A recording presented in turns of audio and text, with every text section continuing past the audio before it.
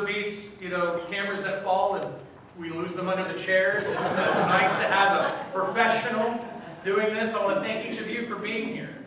And I want to thank each of you for tuning in. Because you know what? This is a situation and a time in our life where the devil will want to separate us. The devil will want to destroy us. The devil will want to keep us from sharing our testimony. And our testimony has to be, it is well with my soul. Don't lose your testimony. Don't lose your faith. Don't lose connectedness. Today we're going to talk about, despite everything that's going on, and this will be our last Sunday for a while in this building. Because, we're probably already breaking the law by having slightly more than 10 people here. Of course, no one knows that because you're not seeing the crowd. I'm just preaching empty chairs. That's what you guys are doing. But the law says we have to protect ourselves. And we are wise to abide by the law. But we are wise to put our faith in Jesus Christ and say it is well, despite.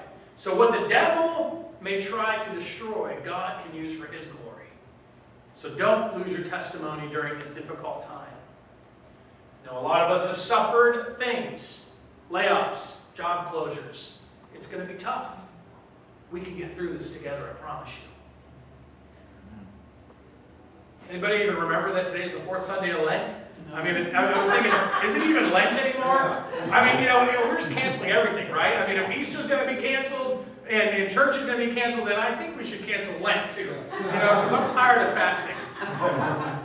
Actually, I have kind of canceled Lent a little bit. I've adjusted my fast dramatically. I'm trying, but it's hard because there's so much stuff going on.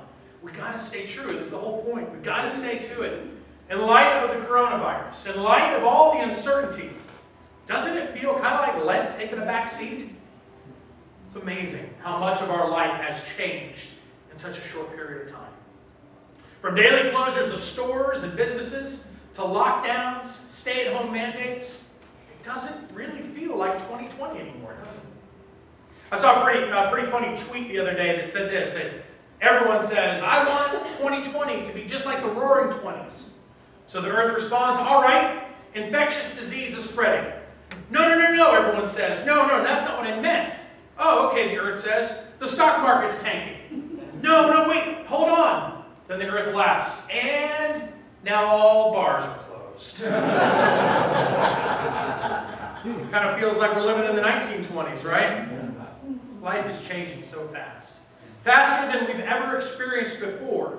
And don't get me wrong, through our lifetimes, we have seen some significant changes, even before this global pandemic. Think about some of the things that we've seen rapidly changing in our lifetime. Some of these things. Who uses... Is it coming?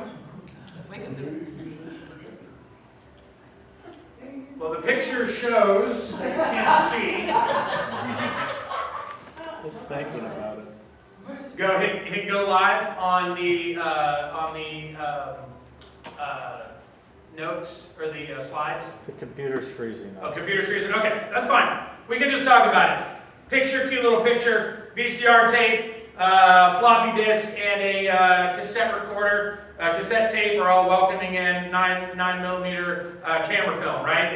And the truth is with technology, assuming that the computer works, things like that are obsolete. I'm sure that many of us still have VCR tapes somewhere in our house. But the truth is, how many actually have a VCR to play those VCR tapes? We can't even watch our wedding video because we don't have a VCR. It's crazy. I have another picture, things like Encyclopedia Britannica or World Book. Who remembers having an encyclopedia at your house?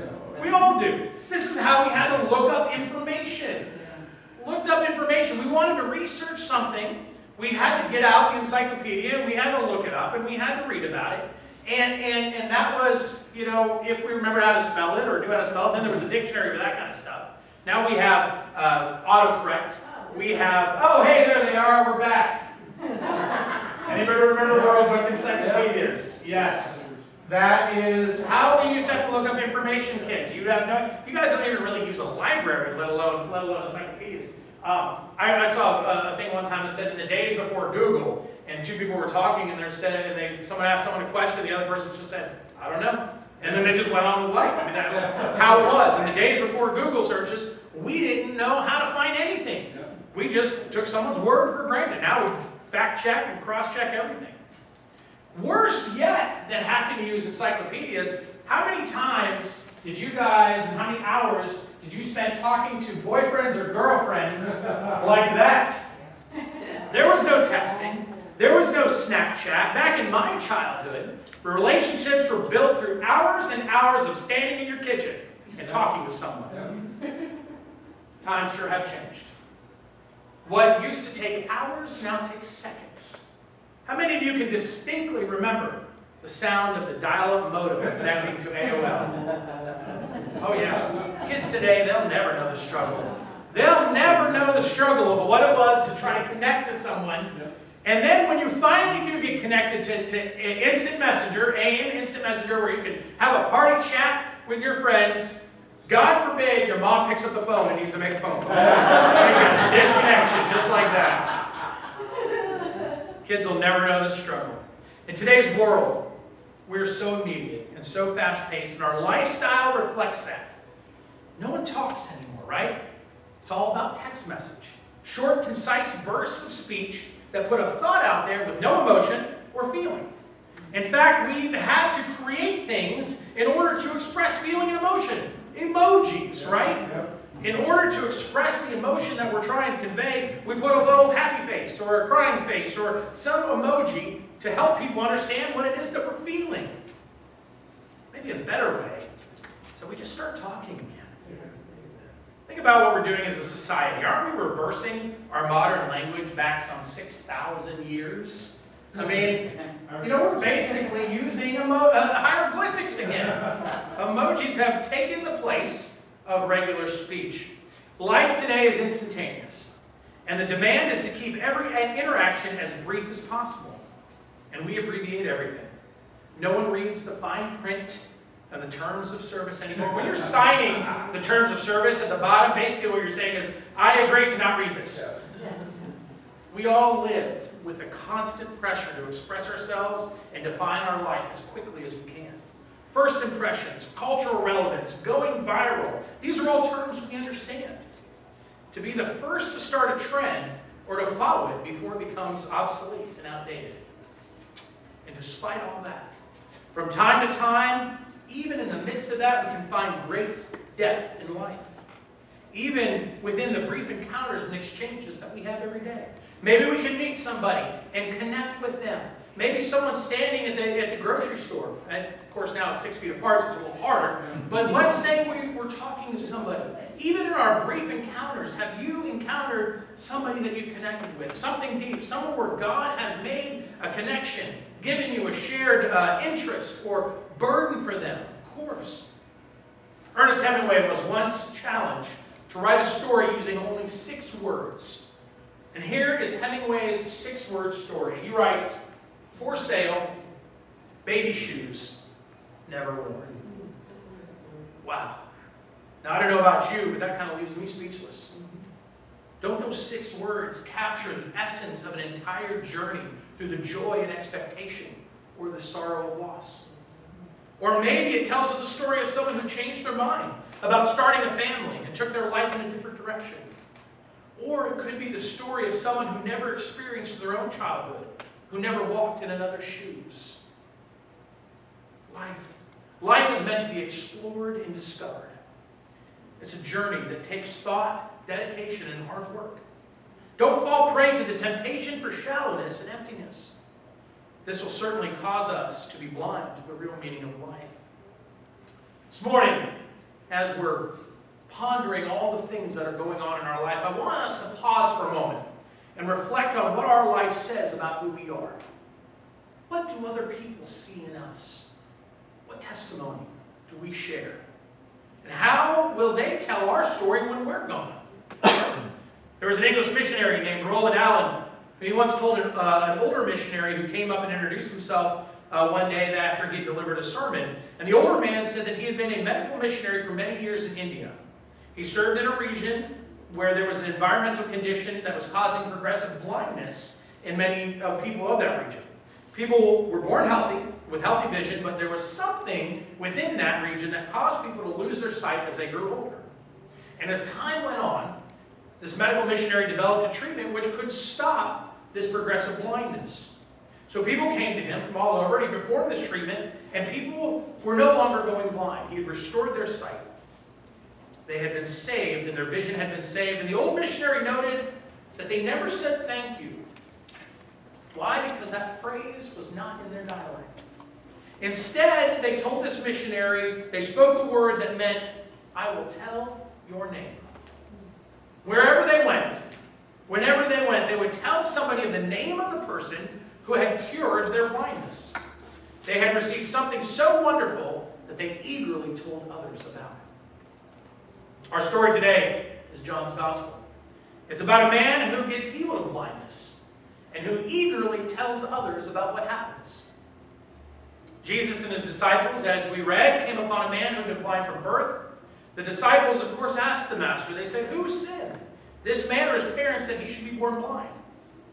Well, as abhorrent as this theology may seem to us, it was certainly the accepted way of things in the New Testament time. That's how they looked at situations. They assumed if something bad happened to you, it was because you sinned, or gosh, if you were born that way, then it had to be someone else's fault. Hardship was a direct result of sinfulness. Now that's a thing that we don't like that, but we still kind of think that a lot of times too, don't we?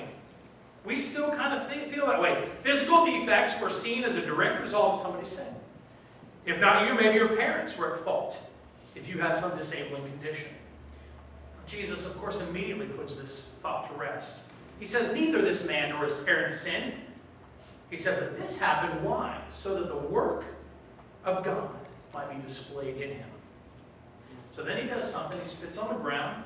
He makes some mud with the saliva. He puts it on the man's eyes. He tells the man to go wash in the pool of Siloam.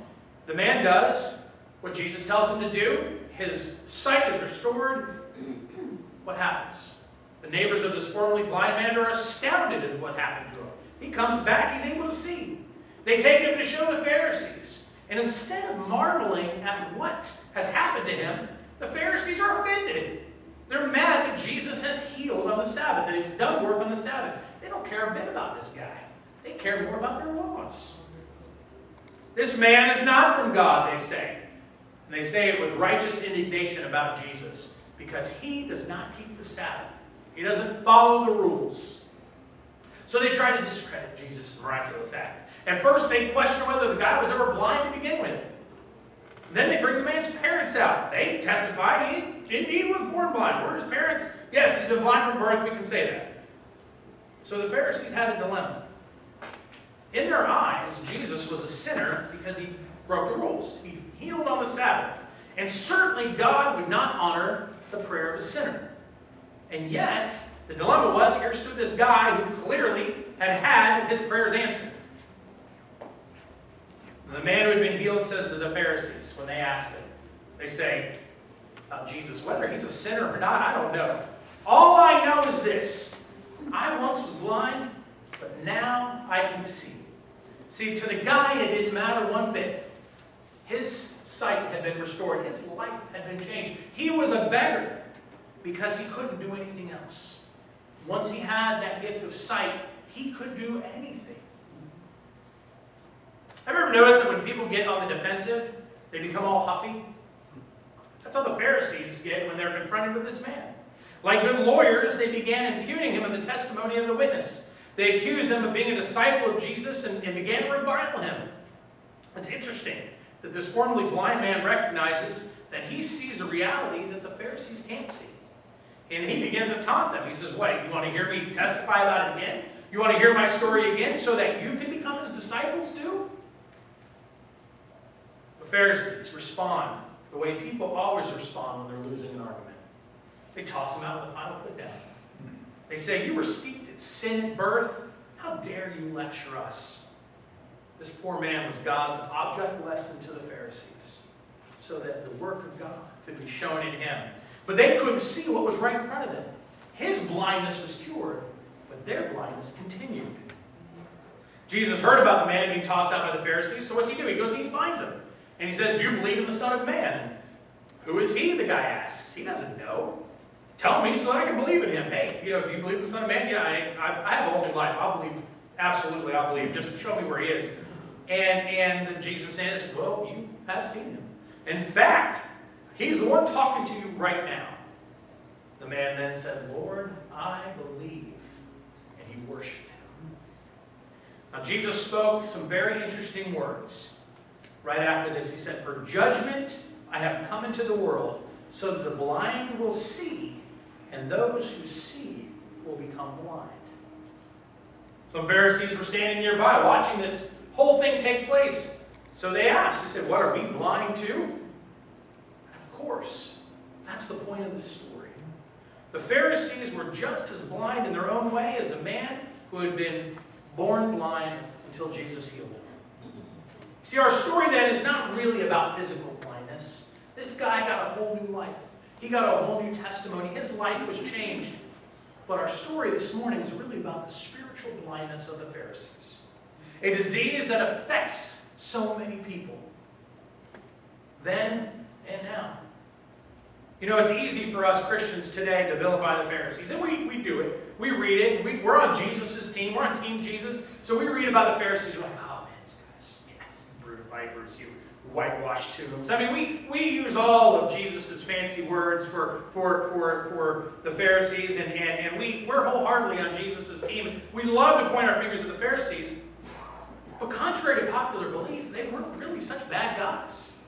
The Pharisees were the progressive party amongst the Orthodox Jews.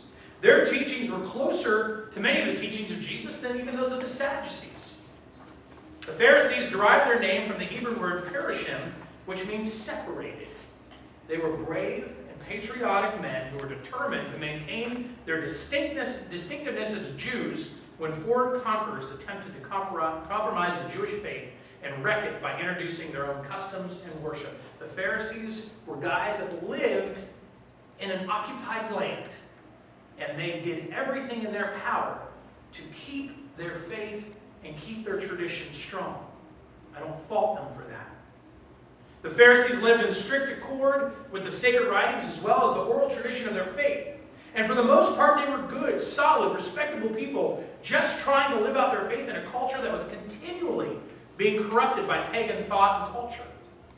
They sought to counteract this corruption by living according to the law with extraordinary zeal. Good for them. Their religion determined how they dressed, washed, ate, fasted, observed the Sabbath, as well as kept themselves clean in all manner of defilement. Good for them. Unfortunately, their blindness starts to show forth. In their all-out commitment to the law, it did produce spiritual blindness, didn't it? Myopia, right? That's a familiar word nowadays. It means nearsightedness. The ability to see things clearly up close, but at a distance, it's blurry. The Pharisees had spiritual myopia. They only saw what agreed with their faith right here. To everything else, they were blind. I can think of many Christians today who suffer from spiritual myopia. They think they're living according to the will and way of Christ, and yet they're so blind to many ways of authentic discipleship. Consider some of the ways that the Pharisees were blind, and let's see if it can relate to our situations today. First, the Pharisees lived by the letter of the law, but they were blind to the spirit of the law. A good example was their attitude towards the Sabbath. They were so afraid of working on the Sabbath that there was a law stating that if a person fractured a bone, they could not have it attended on the Sabbath. Imagine having to suffer needlessly for up to 24 hours because of a silly religious rule. If anyone sprained her ankle or foot, she couldn't even pour cold water on it to make it feel better. Why? Because that would be working. There's in fact a famous law that said a woman dare not look in the mirror on the Sabbath, for she might behold a gray hair and be tempted to pluck it out. That would be considered work on the Sabbath. Now please understand, we know Jesus was no enemy of the law. He said on one occasion he came to fulfill the law, not destroy it. But in their zeal to honor the Sabbath, the Pharisees had forgotten one thing. The Sabbath was created for men's benefit, and the Pharisees had turned it into a crushing burden. The Sabbath was a day when God rested and called his people to rest and enjoy his creation. And what did the Pharisees do? They turned it into a burden. They turned it into something that's a struggle. And here's the point that I want us to see this morning. Many people in our community also see church as a burden, not as a benefit. We need to be very careful within the body of Christ to let people see the joy, the love, and the fellowship that are part of this Christian community. We need to get the message out that we're not looking for persons to share our burden. We're here to share their burden. The fellowship of the church is a wondrous thing. That's why we're here this morning. We're fighting against infectious disease to come together because we know that there's something more important than just living our life for ourselves. And we have a good time when we're together. We've had some parties. We've had some fun times. Even just our church fellowship lunch. It's a fun time. It's fun to worship together. And being part of the church ought to be that. It ought to be something that brightens people's lives, not subtracts their joy. Amen. This message is so important for what we're experiencing today. Countless millions are facing the loneliness of isolation and quarantine. That's why I'm so grateful for this church family. This is the time when we really need each other. This is the time for this church and all churches to shine. Families sharing the burden, uplifting each other, encouraging each other. See, all the stuff we do here on Sunday mornings is important, but nothing is as important as the fellowship that we enjoy with each other. People who serve Christ together have a good time doing it. I believe that. And we need to let the world know that their load can be lightened, not increased, when they become part of this fellowship. See, that was the first mistake the Pharisees made. They honored the letter of the law, but they forgot the spirit of the law. Second mistake is this. They used religion to divide people rather than draw them together. We can appreciate that dilemma too. It's always difficult to be a minority faith in a culture. We appreciate the discomfort that the parents of Jewish or Hindu or Muslim children feel in our culture at Christmas time. Christmas is hard for anybody to resist, especially a 5-year-old child. And it's a problem being a minority faith in any culture. And we can also sympathize with the Pharisees. But again, it took it too far. On coming from public assembly, the law required Pharisees wash his whole body before eating. That was not for sanitation. We live in a world now where we're being reminded we've got to wash. We've got to sanitize. We've got to wash our hands. We've got to use things. I like a post I saw recently that said, all right, we've mastered getting everyone to wash their hands. Now let's work on using turn signals. The Pharisees were required to wash their entire body. It wasn't for sanitation. The reason they washed is that they could not know what kind of people they may have passed coming to that place on the street. And even the shadow of a Gentile could defile them. Their faith bred in them a terrible, terrible prejudice to outsiders. Can you see how difficult it was for the Pharisees to accept the idea that Jesus could be a good Jew and actually sit at the same table with the sinners and the tax collectors? And here again, we've got to be careful that we don't make the same mistake. There are many people in our community who somehow have the idea that they're not good enough to come inside these four walls. One little girl said her favorite hymn at church was "Just As I Am." And the hymn goes, "Just as I am, without one plea." Although she makes up the words and would sing, "Just as I am, without one flea." I think we need to get the word out to people that we take them fleas and all. We dare not have the world see us as an exclusive community reserved only for saints. You know, the very word religion means to bind together. Isn't that incredible? We are outside the will of God when we allow our faith to erect walls that keep people out versus bridges that let people in. In the early days of Christianity, many Christians were buried in the catacombs of Rome. In the earliest graves, the inscriptions are without a single reference to the position in society of who was buried there. The deceased might have been a high government official or a slave, an army officer or a common soldier, a member of a ruling class or a common worker. It made no difference. All that mattered was that they had been a believer in Christ. We are blind if our faith divides us from others. And the final mark of blindness, the spiritual blindness of the Pharisees, was that they cared more about their principles than about people. This is why it was easy for them to let an innocent man die on a cross. You know, Jesus was not the only victim of excessive religious zeal. Many people since then have been put to death in the name of religion. In fact, we live in a world where people are continually dying for the sake of their faith. And unfortunately, there are many people who are killing others in the name of their faith as well. And at the risk this morning of offending extremists of many religions, including some of our own ancestors, let it be forever established that it is never, ever, ever right to kill in the name of God. Are we so blind that we cannot see God's love for all His children, whether they be black or white, Christian or Muslim, first world or third world?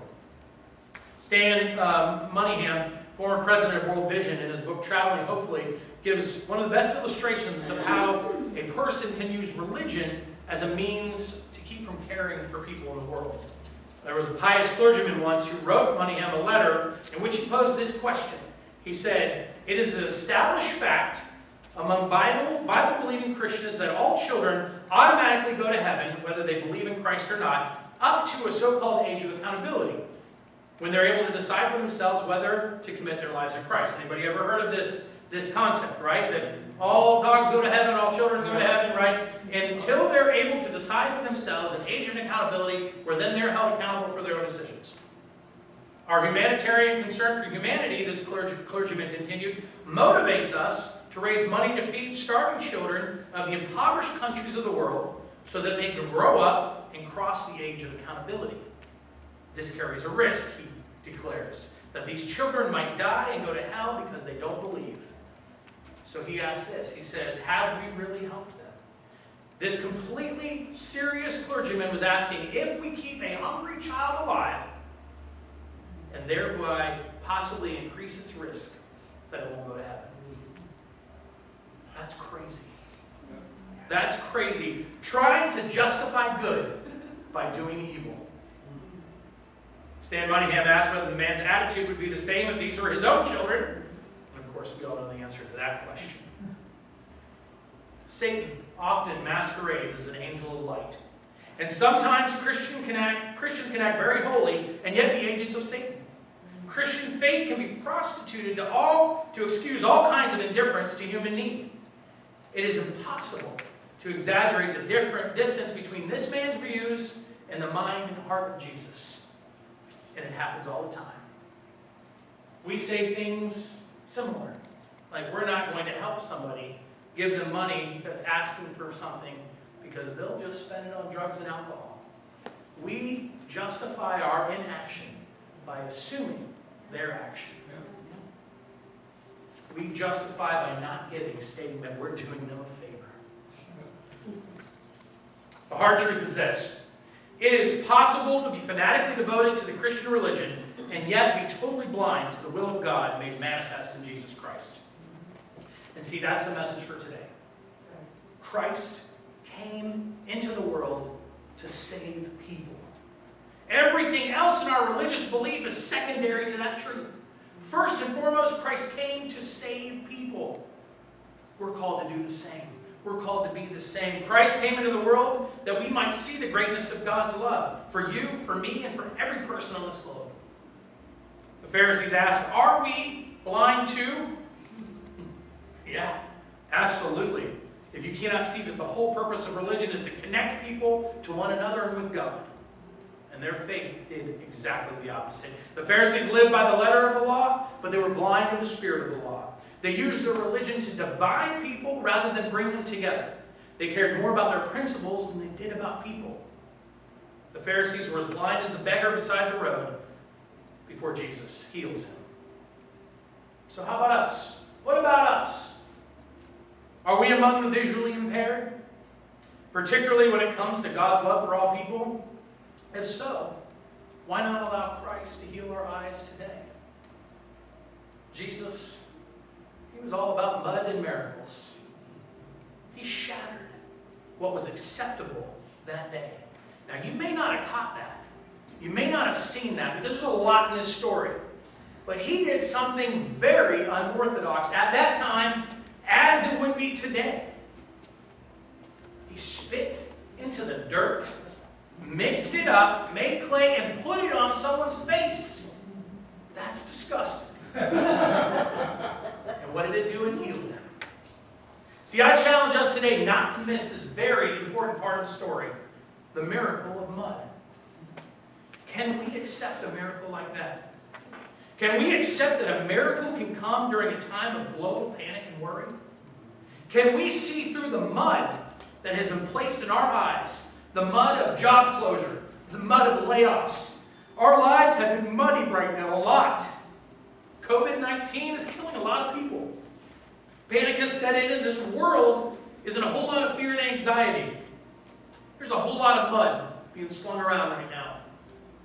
Mud and miracles. That's our life right now. Blindness can cause us to focus on all the wrong stuff. We can allow Jesus to open our eyes and begin to see with His eyes. He alone can open our eyes to the miracles that only He can do. Where does your hope come from? Does it come from government stimulus checks? Or does your hope come from God? I ask each of us to do something this week. This week, you see, we've been given a gift. Honestly, a lot of us have been given a gift. The gift of pause. Now, there's a lot of healthcare workers and stuff that aren't getting no gift this week. And we thank you for that. We thank you for those that are still able to work, whether from home or do whatever you can. But a lot of us, in the midst of our layoffs and furloughs, we've been given a gift of pause. You'll be stuck in your house with your family. How are you going to use that time? Will everyone isolate themselves into different rooms and stream Netflix? Or will you take time to get to know each other again? And better yet, will we take time this week to get to know God again? See, mud has been slapped in our eyes, and everything seems dark, but the miracle is in the mud. The miracle is in the mud. True sight comes from wiping away the mud, washing our eyes, seeing through it. Our blindness can be removed, and we can come through this with 20/20 vision. Winston Churchill once said, "Never waste a good crisis." We are a world in crisis. What a waste it would be if the Christians didn't stand up for hope and faith. Life is indeed fast, but there's a purpose for which we were all put here. And that's to build relationships with each other and to serve God together. Don't let the world dictate to us how we're to think and how we're to feel. Don't let despair creep into your hearts as well, because we have a message of hope. We are called to be carriers of hope, carriers of faithfulness. And I pray that each of us gets infected and filled with the passion for Jesus. The miracle is in the mud. Do you believe that? Stop trying to wipe it off. Let God do His work so that we can do His work in this world. Let's live for Christ and truly enjoy the pause that He's blessed many of us with. Let other people see the hope and the love that is within us, and let's invite them to join us on our journey. Amen. Amen.